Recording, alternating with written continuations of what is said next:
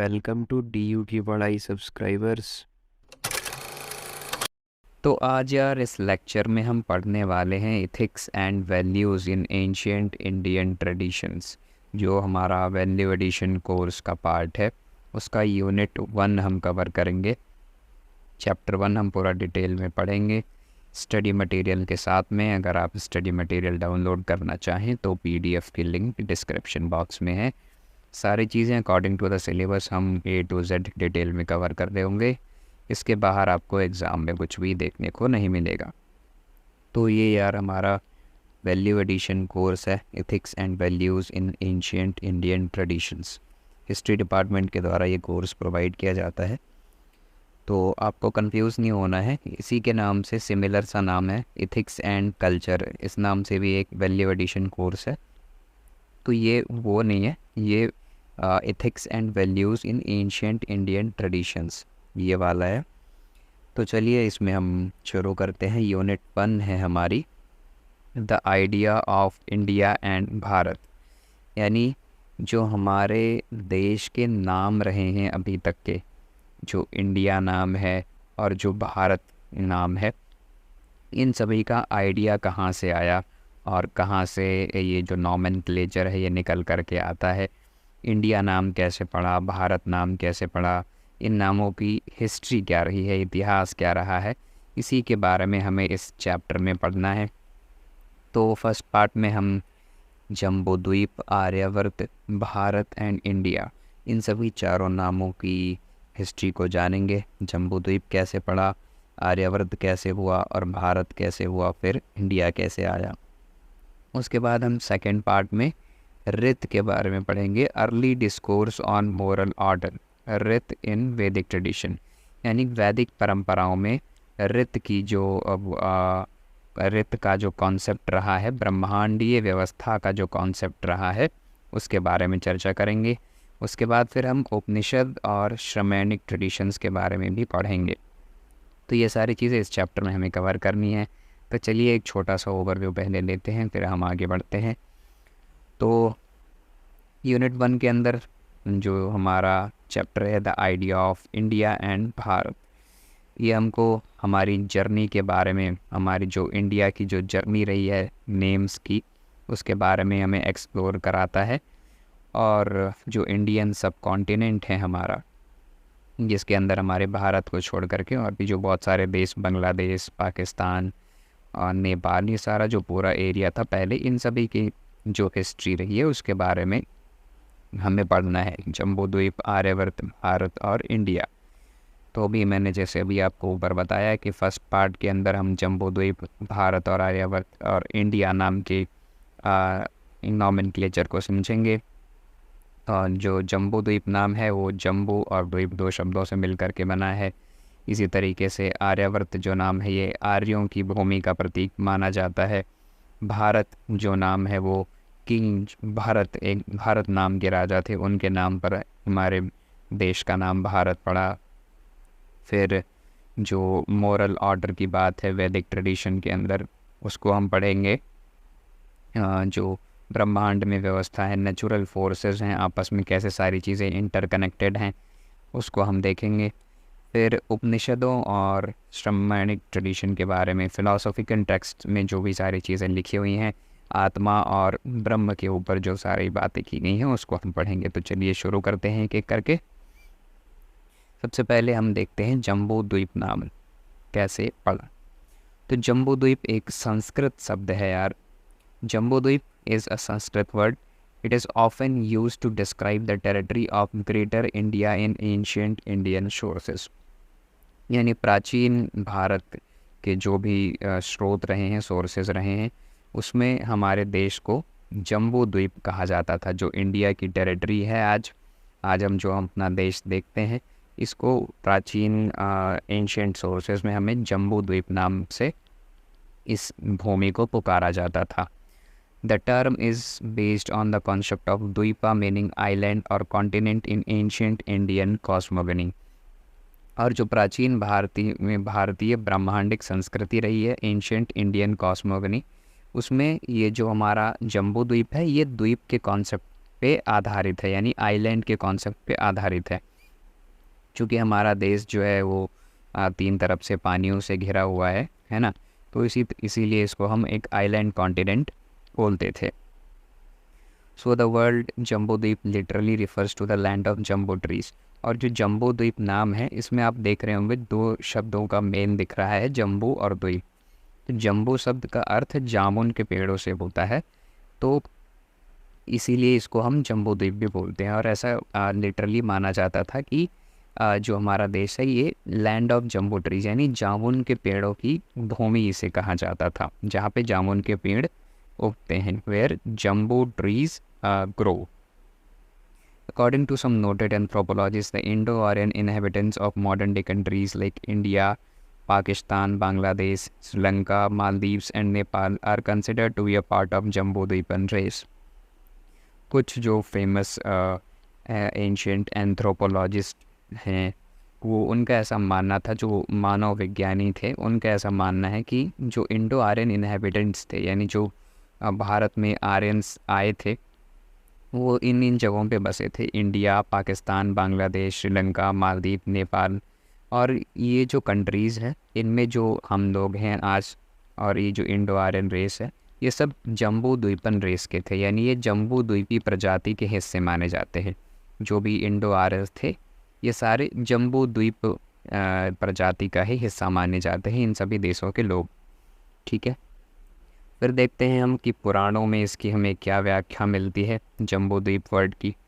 तो पुराणों के अनुसार ऐसा कहा गया है कि जो विश्व है, जो वर्ल्ड है, वो 7 कंसेंट्रिक आइलैंड कॉन्टिनेंट्स में डिवाइडेड है, और सप्तद्वीप विषुमति बोलते हैं इसको हम, है ना। यानी 7 आइलैंड कॉन्टिनेंट, 7 अलग अलग कॉन्टिनेंट्स हैं, और समुद्रों जो 7 ओशियंस हैं, वो कंसेंट्रिक ओशियंस, इनको अलग अलग कॉन्टिनेंट्स में डिवाइड करते हैं। और ये जो 7 कॉन्टिनेंट्स हैं, इनके नाम बताए गए हैं पुराणों में, जम्बूद्वीप, लक्षद्वीप, सलमली द्वीप, कुशद्वीप, क्रौचद्वीप, शकद्वीप एंड पुष्कर द्वीप। तो ये सारे द्वीप 7 कॉन्टिनेंट्स बताए गए हैं, जिसमें से एक हमारा जम्बूद्वीप कॉन्टिनेंट भी है, जिसको आज की डेट में हम भारत बोलते हैं। तो जम्बूद्वीप, इस नाम को हम इंडियन ब्लैकबेरी से रेफ़र करते हैं, जिसको अभी हमने बताया कि जम्बू ट्री, यानी जामुन के पेड़ यहाँ पे उगते थे। तो ऐसा माना जाता है कि विष्णु पुराण के चैप्टर 2 में, अध्याय 2 में ये बात कही गई है कि the fruits of the Jambu tree are said in Vishnu Purana chapter 2 as to be as large as elephant. और पुराने समय में ये जो जम्बू ट्रीज़ के फल होते थे, जामुन के वृक्ष होते थे, इसमें जो फल लगते थे वो एलिफेंट यानी हाथियों जितने बड़े बड़े होते थे। और जब वो सड़ जाते थे, and when they become रॉटन and fall upon the crest of the mountains, और जब ये पहाड़ों के ऊपर सड़ के गिरते थे, तो एक नदी बन जाती थी इनके जूसेस के कारण। A river of juice is formed from there expressed juice. और वहाँ से जो जूस निकलता था इन जामुन के पेड़ों से, जामुन के जो फल होते थे, उससे एक माउंटेन्स के थ्रू रिवर बन जाती थी। और ये रिवर को फिर जम्बू नदी कहा गया। इसी रिवर को हम जम्बू नदी बोलते हैं। The river so formed is called Jambu Nadi and flows through Jambu द्वीप। और जम्बू द्वीप के थ्रू बहती है, यानी जो हमारा आइलैंड कॉन्टिनेंट है उसके थ्रू बहती है। Whose inhabitants drinks it water, जहाँ के लोग इसके पानी पीते हैं। Insular continent Jambudvipa is said to be comprise of 9 वर्षा एंड 8 पर्वतास। यानी जो हमारा कॉन्टिनेंट है, इसमें 9 जोन्स की बात की गई है, और यहाँ पे 8 मुख्य पहाड़ है। ठीक है, फिर in ancient Indian traditions Jambudvip referred to the Indian subcontinent which was believe to be shaped like a giant circular lotus and is situated at the centre of the world. यानी जो इंडियन सब continent है, यानी जब Indian सब continent की बात हो तो इसमें सिर्फ हमारा इंडिया का ज्योग्राफिकल बाउंड्री नहीं आती, इसमें फिर हम बांग्लादेश, नेपाल और पाकिस्तान, इन सभी ऐसे 5 देशों को हम इसमें शामिल करते हैं, जिसको हम बोलते हैं इंडियन सब कॉन्टिनेंट। तो ये ऐसा एंशियंट इंडियन ट्रेडिशंस में माना जाता है, प्राचीन परंपराओं में ऐसा कहा जाता है कि जो विश्व है ये एक जाइंट सर्कुलर लोटस की तरीके से दिखता है, जिसको हम जम्बूद्वीप बोलते हैं। The term Jambudvipa is used by Ashoka perhaps to represent his realm in 3rd century BC। और इसी टर्म का यूज़, जम्बूद्वीप शब्द का यूज़ 3rd सेंचुरी BC ने अशोक ने भी सम्राट अशोक ने भी किया था। और वो ऐसा करके मतलब जो अशोक थे उन्होंने 3rd सेंचुरी BC में इस नाम को लिखा था किसी इंस्क्रिप्शंस वगैरह में। और जम्बूद्वीप से उनका भी अर्थ शायद जो इंडिया की जो भूमि है उसी से था। Same terminology is then repeated in subsequent inscriptions of Mysorean inscriptions from 10th century AD which also describes the region, presumably India, as जम्बूद्वीपा। इसी तरीके से फिर हमें माइसोरियन इंस्क्रिप्शन में भी 10th century AD में ये जम्बूद्वीप शब्द देखने को मिलता है, जिसका अर्थ इन जो आज का इंडिया है हमारा, इस इलाके से था। तो ये थी हमारी जम्बूद्वीप शब्द की हिस्ट्री। हमने देखा कि पुराणों में इसकी क्या व्याख्या मिलती है ना, जो 7 कंसेंट्रिक आइलैंड्स है उनमें डिवाइड किया गया है, उसी में से एक है हमारा जम्बूद्वीप। और किस प्रकार से जामुन के पेड़ों से विष्णु पुराण में लिखा गया है कि नदी का फॉर्मेशन होता है, और ये एक संस्कृत टर्म है जम्बूद्वीप। तो ये था हमारा जम्बूद्वीप का कॉन्सेप्ट। अब है आर्यावर्त। तो आर्यावर्त नेम कहाँ से निकल करके आया? Aryavarta was an ancient name for India signifying the land of noble people. यानी जो आर्यावर्त नाम है ये भारत का प्राचीन नाम था, और ये नोबल पीपल्स की लैंड को सिग्निफाई करता था, जिसको हम आर्य बोलते थे। यानी जो आर्य लोग, आर्यंस जब भारत में आए थे तो उनकी लैंड को रेफ़र करने के लिए हम इंडिया को आर्यावर्त बोलते थे। So Aryavarta is a term for the northern Indian subcontinent along with some other parts in the ancient Hindu texts such as Dharmashastras and Dharmashutras। तो एंशियंट इंडिया के जो टेक्स्ट है, हिंदू टेक्स्ट है, उसके अंदर आर्यावर्त शब्द की जो है बात की गई है।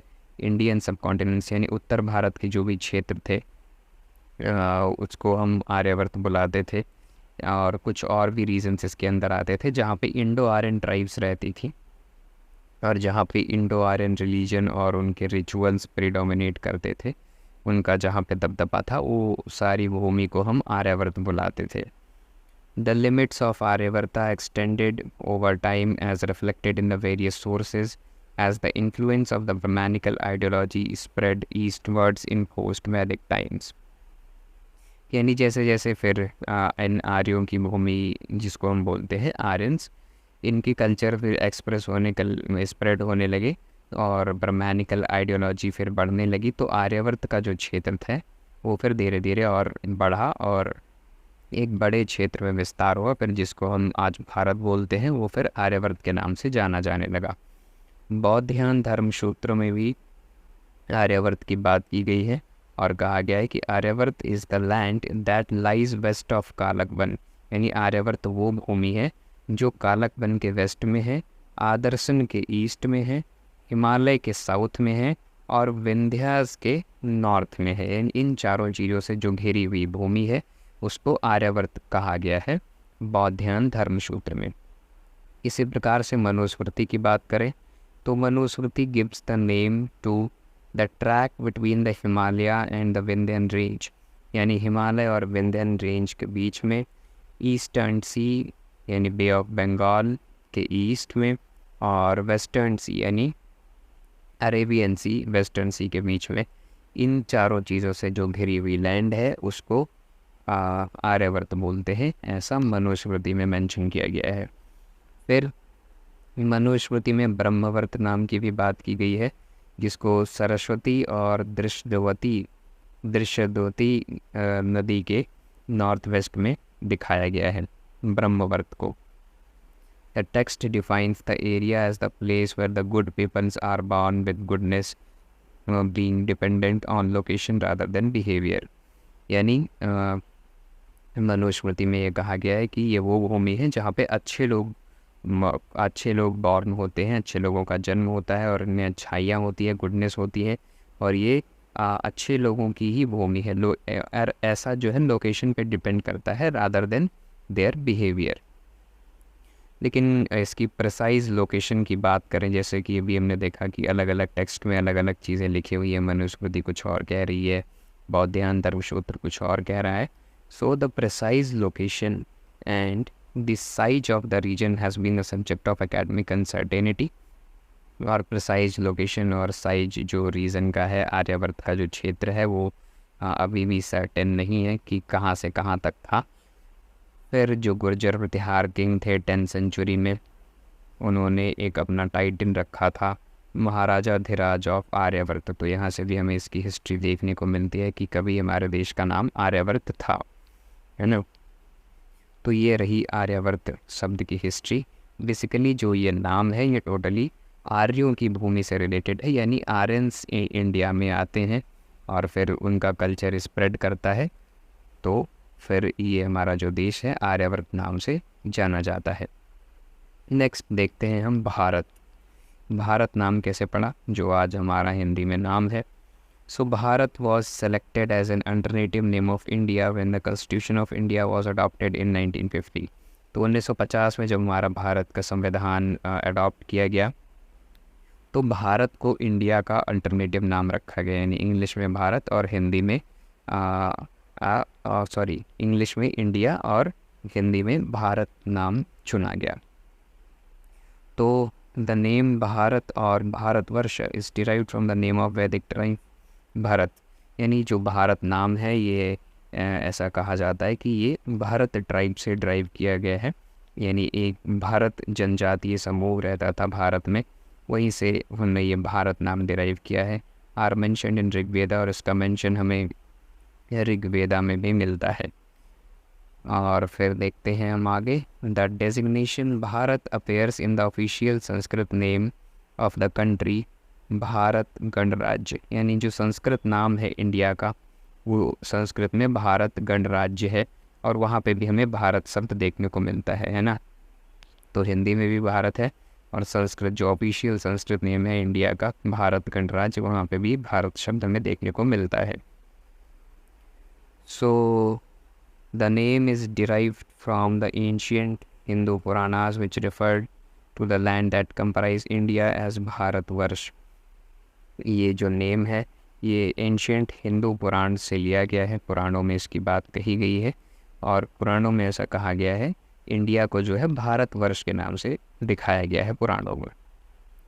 पुराणों के अनुसार according to the Puranas this country is known as Bharatvarsha after Bharat, यानी जो भारतवर्ष इसका नाम पड़ा वो भारत के नाम पे पड़ा था, जो कि एक ऋषभ देव राजा थे, राजा ऋषभ के बेटे थे भरत, उनके नाम पे ये नाम पड़ा था। और ये एक क्षत्रिय थे शुभाको वंश के, ठीक है, he was a Kshatriya born in शुभाको डायनेस्टी। तो भारत के नाम पे भारतवर्ष हमारे देश का नाम पुराणों के अनुसार पड़ा था। विष्णु पुराण में भी लिखा गया है कि the country that lies north of the ocean and south of the snowy mountain is called Bharatam, यानी वो देश जो ओशियंस के नॉर्थ में और माउंटेन्स के साउथ में एग्जिस्ट करता है, यानी समुद्र के उत्तर में और बर्फीले जो पर्वत हैं उसके दक्षिण में जो देश हमारा स्थित है उसको भारतम कहा गया है। And there dwell the descendants of Bharat, और यहाँ पे भारत के वंशज रहते हैं, यानी जो भी शुभाको डायनेस्टी की हमने बात की कि भारत के नाम पे हमारा देश का नाम भारत पड़ा था, तो ऐसा विष्णु पुराण में मेंशन किया गया है कि यहाँ पे भारत के वंशज रहते हैं। The land Bharat is known as Bharatvarsha in the Mahabharata, और महाभारत शब्द में भी हमें भारत नाम देखने को मिलता है ना, भारतवर्ष। एंड लेटर टेक्स्ट, और उसके बाद के भी जो टेक्स्ट थे उसमें भी according to the text the term Bharat is from the king Bharata who was the son of Dushyant and Shakuntala, and term Varsha means division of the earth or a continent। और इसकी एक महाभारत के अंदर हिस्ट्री की बात की जाए तो यहाँ पे भी एक भारत किंग भारत हुआ करते थे जो दुष्यंत और शकुंतला के बेटे थे। तो वहाँ से ये भारतवर्ष के शब्द में अगर हम बात करें तो भारत नाम यहाँ से लिया गया है ना, भारत के नाम से भारत लिया गया, और वर्ष जो नाम है लास्ट में जो यहाँ पे वर्षा देखने को मिलता है इसका मतलब है डिवीज़न, यानी अर्थ का वो भाग जहाँ पे भारत नाम के राजा रहते थे और वहाँ पे उनका शासन था और आज वहाँ पे उनके वंशज रहते हैं। और ऐसे रीजन को, ऐसे क्षेत्र को हम भारतवर्ष बोलते हैं। ठीक है, तो ये थी हमारी भारत शब्द की हिस्ट्री कि कहाँ कहाँ से लिया गया है। तो कई सारे रिसोर्सेज हमें देखने को मिलते हैं, कहीं पे कुछ लिखा हुआ है, कहीं पे कुछ विष्णु पुराण में कुछ लिखा हुआ है, और महाभारत में कुछ और लिखा हुआ है, और कहीं पे ये देखने को मिलता है कि एंशियंट जो ट्राइब्स थी वहाँ से हमने इस नेम को डिराइव किया है। तो बेसिकली कहीं ना कहीं जो भारत नाम है ये हमारी कल्चरल आइडेंटिटी रही है, और जो राजा थे हमारे भारत उनके नाम पे हमारे देश का नाम भारत पड़ा। ठीक है, अब हम देखते हैं अगला नाम, इंडिया। इंडिया कहाँ से आया? अंग्रेज़ों की देन है।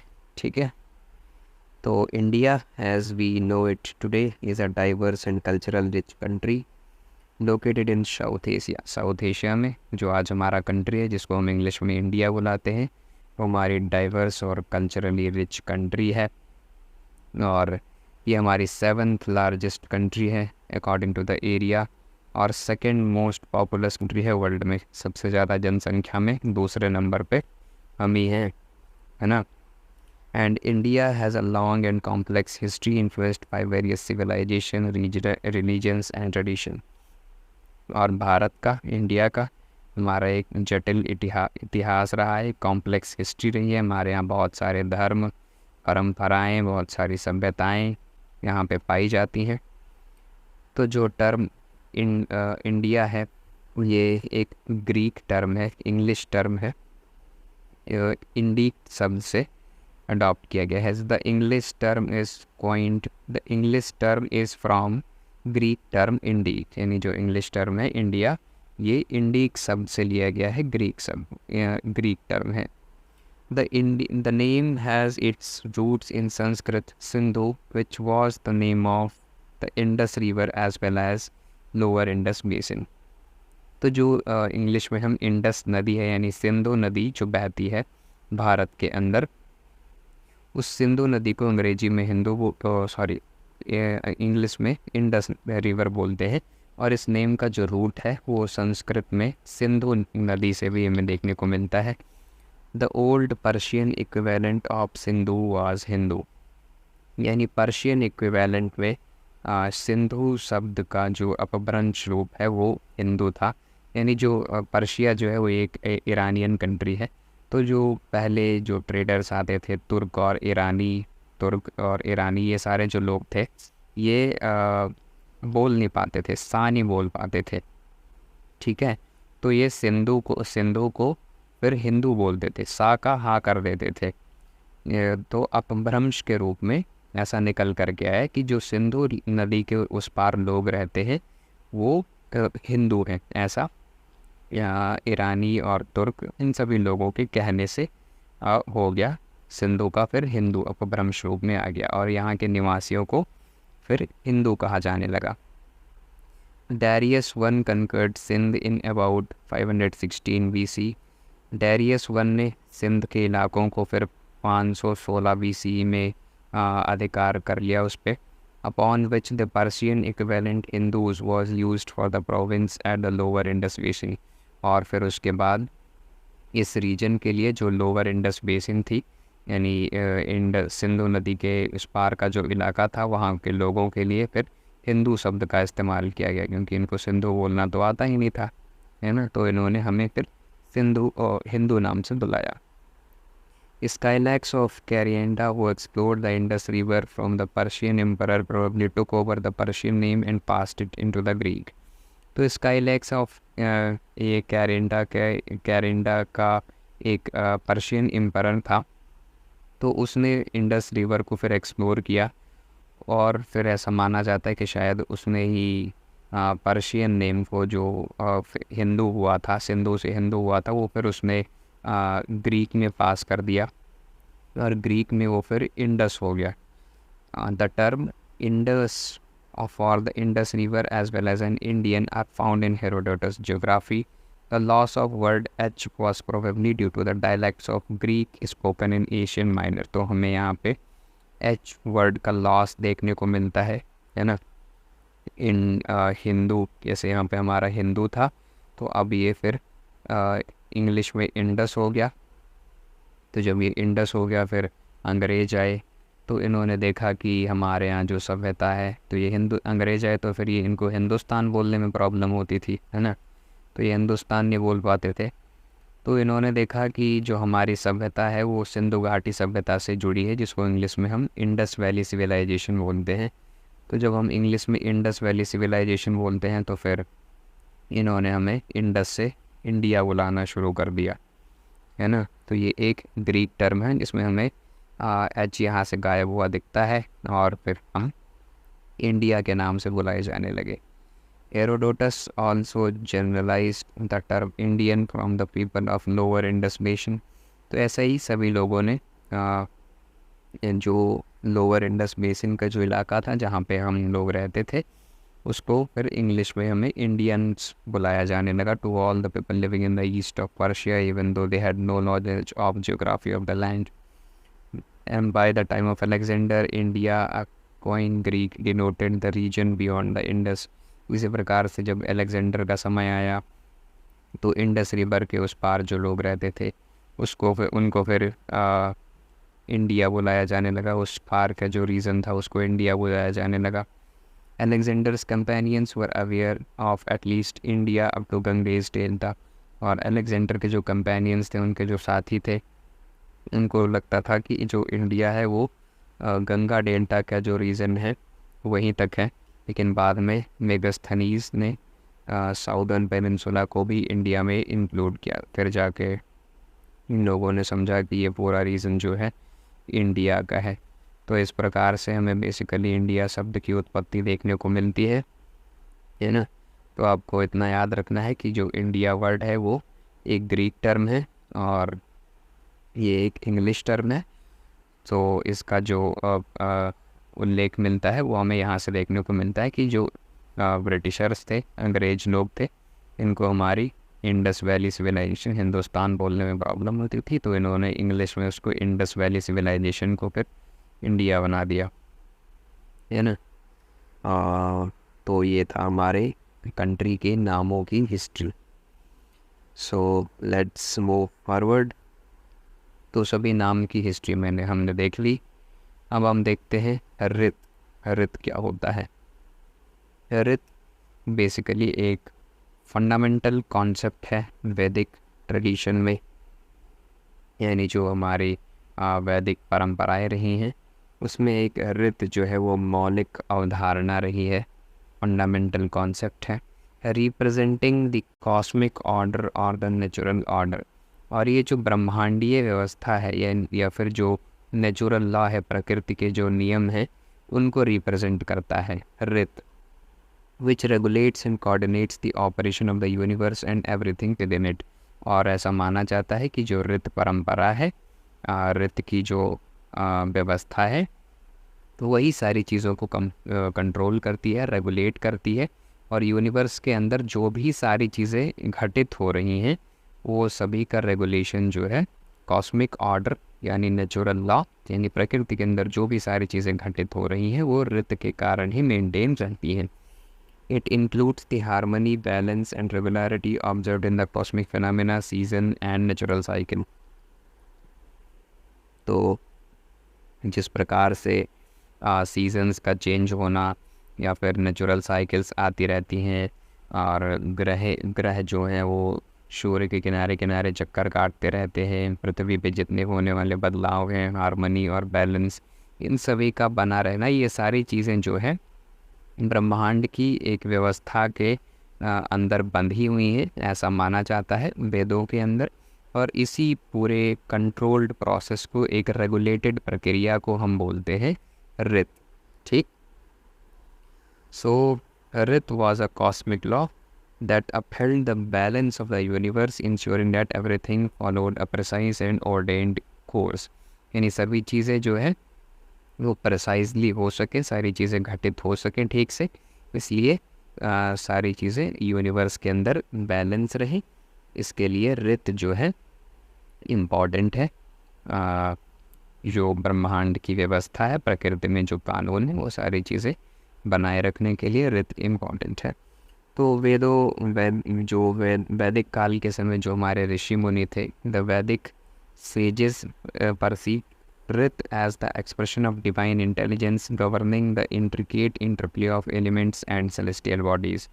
यानी जो ऋषि मुनि थे ये ऐसा मानते थे कि ये जो सारी चीज़ें व्यवस्थाएं हैं, इतनी जटिल व्यवस्थाएं जो चल रही हैं ब्रह्मांड के अंदर, ये जो है ये नियंत्रित रहती है, ये ईश्वर की दिव्य बुद्धि के कारण ही हो पा रहा है।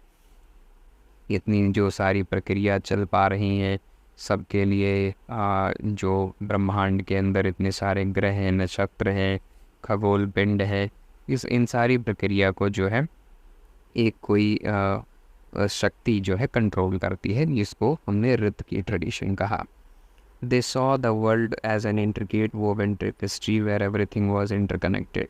और इन ऋषि मुनियों का मानना था कि ब्रह्मांड में सारी चीज़ें आपस में कनेक्टेड हैं और एक दूसरे से बंधी हुई है। And the preservation of this cosmic order required human beings to align their lives with the rhythm of the universe. और इस ब्रह्मांड की व्यवस्था में बनाए रखने के लिए, इस ब्रह्मांड की व्यवस्था को बनाए रखने के लिए ह्यूमन बींग्स को इस यूनिवर्स के जो रिदम है उसके साथ अलाइन होना पड़ेगा। ब्रह्मांड की लय के साथ हमें अपने आप को, अपने जीवन को उसके साथ जोड़ करके, प्रकृति के जो नियम है उसके साथ जोड़ करके चलना होगा। In the hymns of the Vedas, Rith is described as that which is ultimately responsible for the proper functioning of the natural, moral and sacrificial orders। वेद के जो ऋचाएँ हैं, वेदों की जो ऋचाएँ हैं, उसमें ऋत का जो वर्णन है वो इस तरीके से किया गया है कि प्रकृति में जो सारी चीज़ें घटित हो रही हैं उनका जो जिम्मेदार है, जो भी मोरल, नेचुरल और सेक्रिफिशियल ऑर्डर्स हैं, उनकी जो जिम्मेदारी है वो सारी परंपराएं ऋत से ही कंट्रोल हो रही हैं। According to the Vedic beliefs, devas यानी सेलेस्टियल जो बींग्स हैं, देव हैं हमारे, led a vital role in maintaining rta. और इस ब्रह्मांड की व्यवस्था को बनाए रखने के लिए देवों का, सेलेस्टियल बॉडीज़ का, सेलेस्टियल बींग्स का एक इम्पॉर्टेंट रोल है। और इसीलिए हम इनको सही तरीके से चलाए रखने के लिए रिचुअल्स और सेक्रीफाइसेस परफॉर्म करते हैं। Rituals and sacrifices offered to these devs were considered crucial for ensuring the cosmic order remained intact and prosperous। और जो ब्रह्मांड व्यवस्थाएँ हैं ये सारी सुचारू रूप से चलती रहें, इसके लिए हम यज्ञ करना हो गया, हवन करना हो गया और बलि देना हो गया, ये सारी चीज़ें, ट्रेडिशंस को हम परफॉर्म करते हैं। The Vedic rituals known as yajnas were elaborate ceremonies conducted by a priest to maintain cosmic order and ensure prosperity and well-being। और जो वैदिक रिचुअल्स हैं, जो वैदिक अनुष्ठान है, इन अनुष्ठान के अंदर जैसे हम यज्ञ करते हैं, यजनास, तो और ये सारी जो सेरेमनीज़ होती हैं ये प्रीस्ट यानी जो पंडित होते हैं वो सारे इन सारी चीज़ों को कराते हैं। और ये अल्टीमेटली फिर ब्रह्मांड की व्यवस्था के साथ लय बनाने में एक इम्पॉर्टेंट रोल प्ले करती है। जैसे हम यज्ञ करते हैं तो साइंटिफिकली ये भी सारी चीज़ें प्रूव की गई है कि जब यज्ञ होता है तो उसके आसपास के वातावरण शुद्ध हो जाता है ना। तो इसी तरीके से वेदों में भी हमारी ये सारी चीज़ें पुजारियों के द्वारा आयोजित कराए जाते थे। ऋत was closely intertwined with धर्म, और ऋत को धर्म से भी जोड़ करके भी देखा जाता था। The righteous and moral path in life, following dharma meant adhering to the principles of cosmic order। और धर्म को पालन करने का मतलब होता था कि आप ब्रह्मांड की व्यवस्था का भी पालन कर रहे हैं। मेंटेनिंग हार्मनी विद अदर्स, और दूसरों के साथ सद्भाव बनाए रखना। Upholding once duty and responsibilities, और अपने कर्तव्य और अपने सिद्धांतों का पालन करना, अपनी जिम्मेदारियों का पालन करना, इन सभी चीज़ों को जो है धर्म और ब्रह्मांडीय व्यवस्था के अंदर ही शामिल किया जाता था। तो ये था हमारा ऋत का कॉन्सेप्ट, यानी बेसिकली जो ब्रह्मांड की सारी व्यवस्थाएं हैं, जो फंडामेंटल कॉन्सेप्ट है जो जिसके अंदर ये कहा गया है कि सभी चीज़ें रेगुलेटेड हैं और ब्रह्मांड के अंदर बैलेंस में है, ये ऋत की वजह से हो पा रहा है। ठीक, तो ये था हमारा ऋत। नेक्स्ट, डिबेट्स इन द उपनिषद, यानी उपनिषदों के अंदर क्या बातें की गई हैं वो हमें इसमें देखना है। So the Upanishads represent a collection of ancient philosophical text that form the concluding part of the Vedas, यानी वेदों का जो कंक्लूडिंग पार्ट है उनको हम उपनिषद बोलते हैं, यानी वेदों का जो अंतिम भाग है उनको हम उपनिषद बोलते हैं। और ये जो उपनिषद है ये फिलोसॉफिकल टेक्स्ट है, दार्शनिक ग्रंथ है, यानी इसमें रिचुअल्स वगैरह की बात नहीं की गई है, इसमें दर्शन की सारी जो चीज़ें हैं उस पे बात की गई है। तो ये जो उपनिषद है ये 800 से 500 BC के बीच में लिखे गए थे, और ये जो टेक्स्ट है ये फिर रियलिटी पे बात करते हैं कि सत्य क्या है, जो आत्मा और ब्रह्म पर विचार करते हैं, यानी अल्टीमेट ट्रुथ ऑफ लाइफ, यानी जीवन का परम सत्य क्या है, इन सभी के बारे में विचार करते हैं। इन उपनिषदों के बारे में आत्मा और ब्रह्म इन सभी चीज़ों पे बात की गई है। The Upanishad are often referred to as Vedanta, और इन उपनिषदों को हम वेदांत ही बोलते हैं, यानी वेदों का अंत। जैसे अभी मैंने ऊपर बताया कि concluding part of the Vedas, यानी वेदों का अंतिम भाग, इसीलिए इसको हम वेदांत बोलते हैं, meaning the end of the Vedas, as they mark a shift from ritualistic practices to deep contemplation and philosophical inquiry.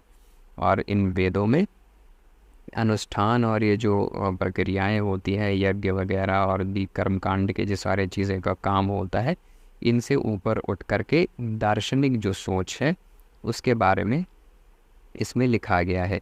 In Upanishads sages and seeker engage in dialogues exploring fundamental question about existence, consciousness and nature of divinity।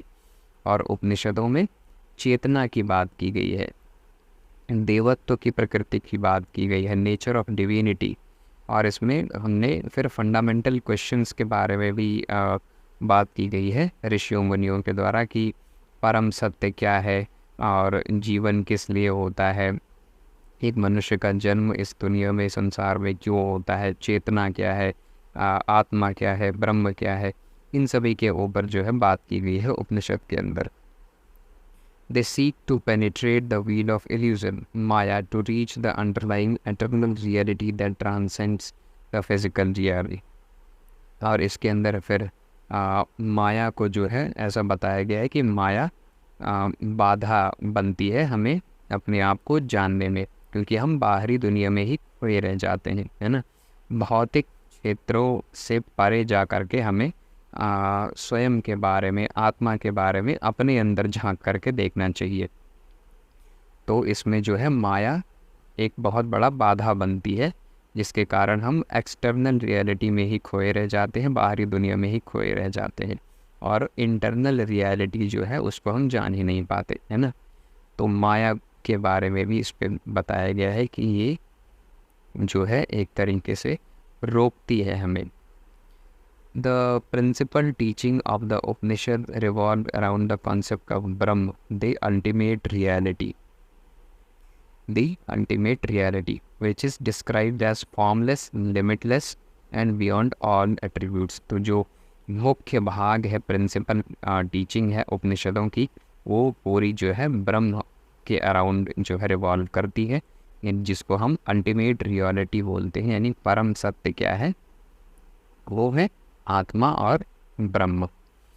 They emphasise, तो ये ऐसा माना जाता है कि ये formless है, जो आत्मा है इसका कोई आकार नहीं है, लिमिटलेस है, इसका कोई लिमिट नहीं है, और बियॉन्ड ऑल एट्रीब्यूट, और ये सभी चीज़ों से परे है, परम सत्य है आत्मा। और आत्मा हमें कैसे प्राप्त होगी? स्वयं के अंदर झांक करके, ध्यान से, तपस्या से। दे emphasized the non-dual nature of reality, asserting that the individual soul is identical to Brahma, यानी आत्मा ही ब्रह्म है। The ethical debates in the Upanishad also contribute to the idea of India as a land of deep philosophical inquiry and introspection। और उपनिषदों के अंदर भारत का विचार की भी बात की गई है और ऐसा कहा गया है कि जो भारत भूमि है वो फिलोसॉफिकल इंक्वायरी की भूमि है, यानी दार्शनिक चीज़ों को और दार्शनिक और आध्यात्मिक चीज़ों को इंट्रोस्पेक्ट करने की भूमि है, ऐसा उपनिषदों में बताया गया है।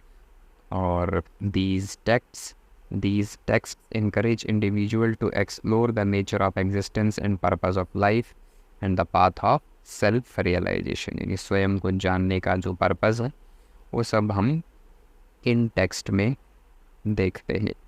The idea of India as the land of seekers, where sages engage in profound debates on the nature of reality and sense, reflects the intellectual and spiritual richness of the country.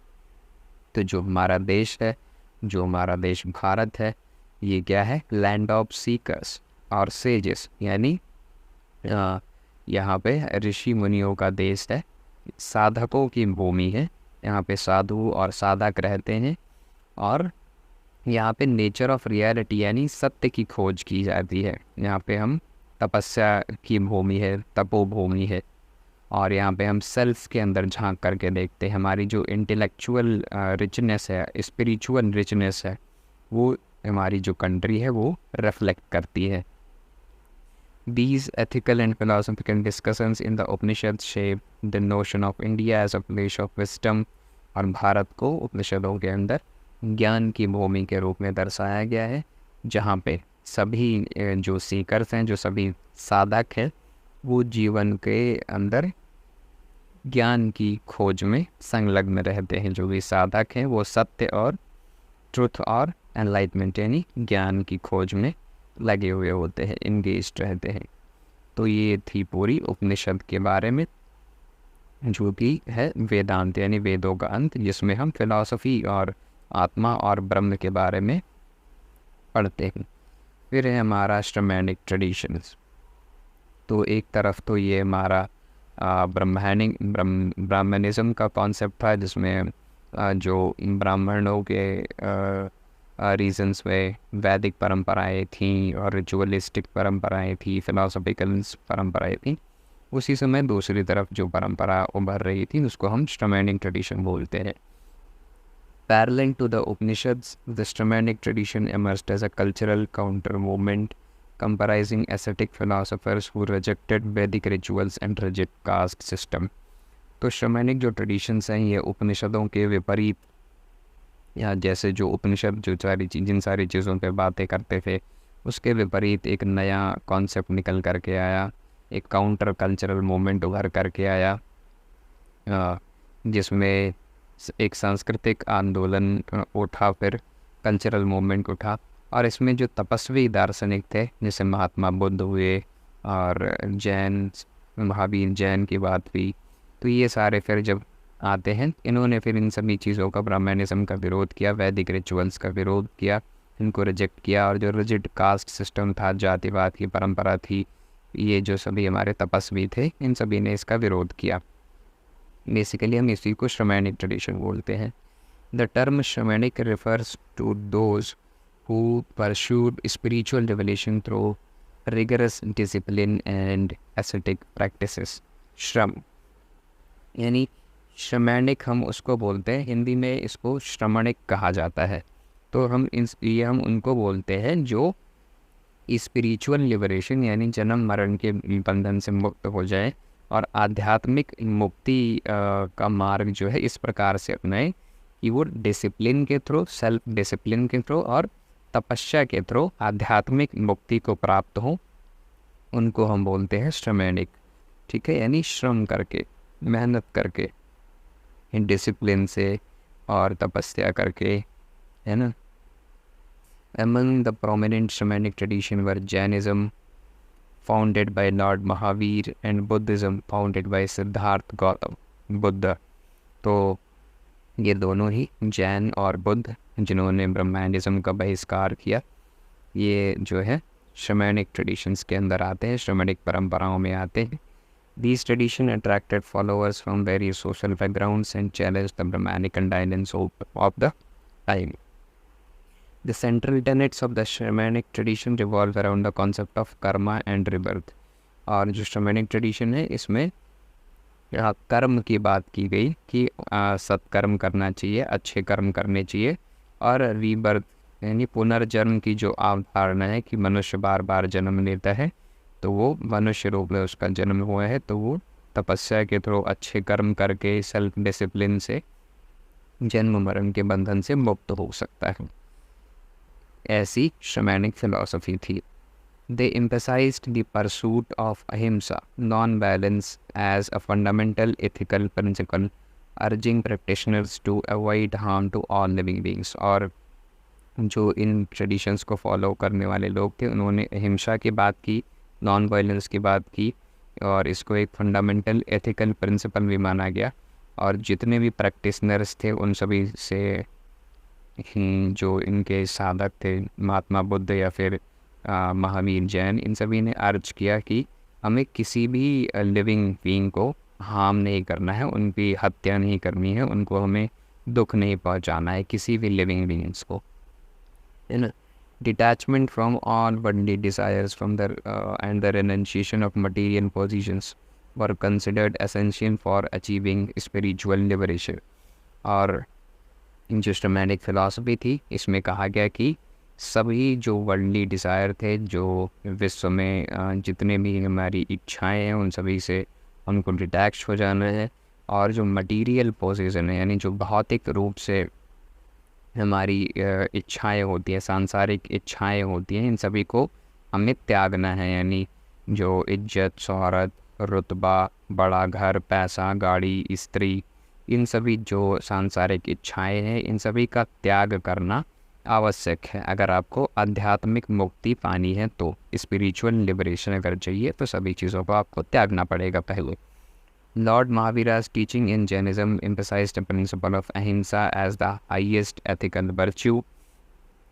और Jainism की जो परंपरा है उसके अंदर अहिंसा को जो है एक महत्वपूर्ण स्थान दिया गया है, अहिंसा के सिद्धांत पर जोर दिया गया है।